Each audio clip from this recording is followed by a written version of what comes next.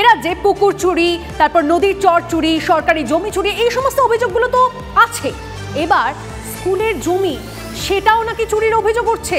হ্যাঁ, তাও আবার যিনি স্কুল প্রতিষ্ঠা করেছিলেন তার বংশধরদের বিরুদ্ধে দখলদারির অভিযোগ। স্কুল কর্তৃপক্ষের অভিযোগ, রাজনৈতিক নেতাদের হাত রয়েছে এই গোটা ঘটনার পেছনে। তাই সব জেনেও চুপ করে রয়েছে প্রশাসন। তাই বছরের পর বছর ধরে আদালতে মামলা লড়ছেন গোঘাটের এই বেঙ্গাই হাই স্কুল। স্বাধীনতার আগে স্কুলের জন্য জমি দিয়েছিলেন জমিদার, সেই জমিতেই দালালদের নজর। দালালরা বিদ্যালয়ের জায়গা দখল করে নিচ্ছে। রাজনৈতিক কিছুটা যোগ আছে বলেই তারা এই সাহসটা পাচ্ছে, না হলে কি করে সম্ভব। হুগলির গোঘাটের বেঙ্গাই হাই স্কুল। দেশ তখন ইংরেজদের দখলে। 1930 সালে বেঙ্গাই মধ্য ইংরেজি হাই স্কুল তৈরি হয়।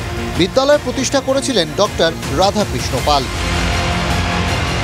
পরবর্তীকালে স্কুলের শ্রীবৃদ্ধির জন্য 1942 সালে জমিদার করেন উত্তরপাড়ার জমিদার সত্যরঞ্জন বন্দ্যোপাধ্যায়। স্কুলকে 402 শতক জমি দিয়েছিলেন জমিদার। জানা যায় দলিলে জমিদার লিখে গিয়েছিলেন ভবিষ্যতে স্কুল যদি না থাকে তাহলে তার পরিবারের কাছে জমি ফেরত যাবে।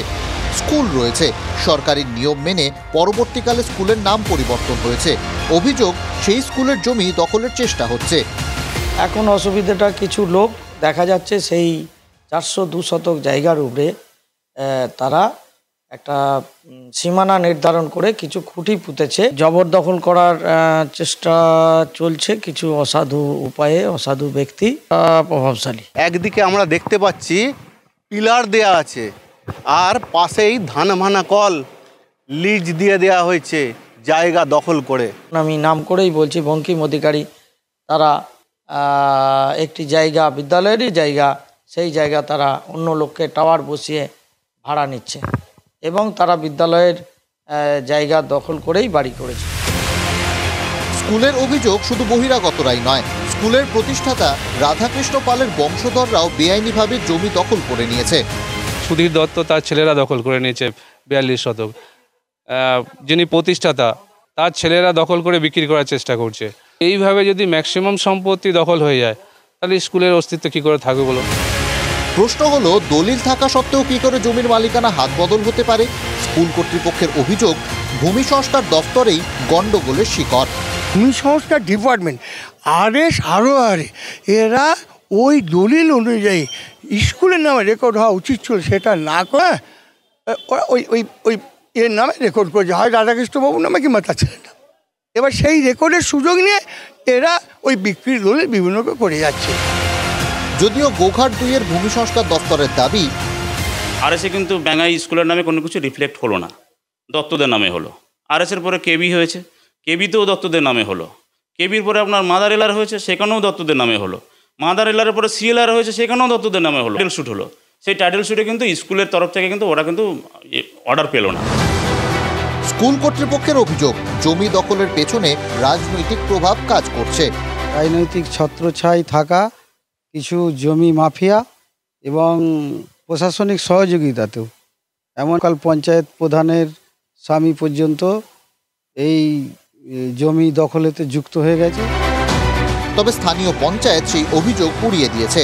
তারা জায়গা দখলে আছে, পালেরা ওদের অধীনেতেই আছে, আইনসম্মত।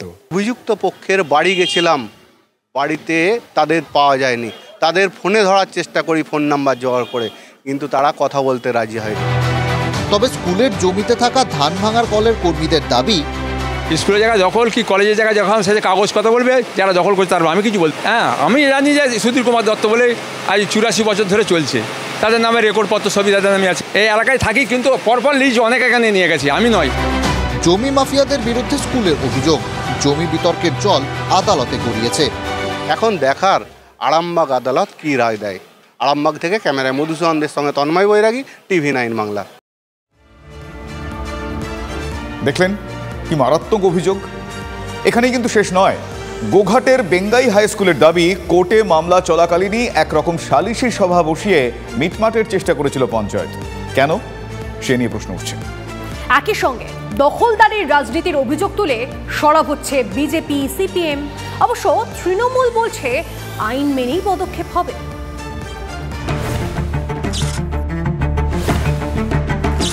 গোঘাটের বেঙ্গাই হাই স্কুলের সম্পত্তি দখলের অভিযোগ।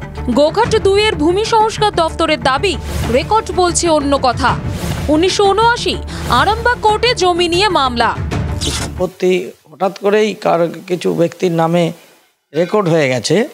তৎকালীন প্রধান শিক্ষক গোকুল চন্দ্র মাল মহাশয় আরামবাগ কোর্টে মামলা করেন। দীর্ঘ 45 বছরের আইনি লড়াই আজও চলছে।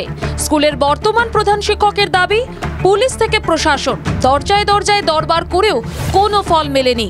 পুলিশের বড়বাবু বলেছেন আমাদেরকে রেকর্ড যার জমি তার। তাহলে আমাদের নামে যে দলিল আছে বলছে দলিলের কোনো দাম নেই। দলিল ছাড়া কি রেকর্ড হয়? বলছে হ্যাঁ, দলিল ছাড়া রেকর্ড।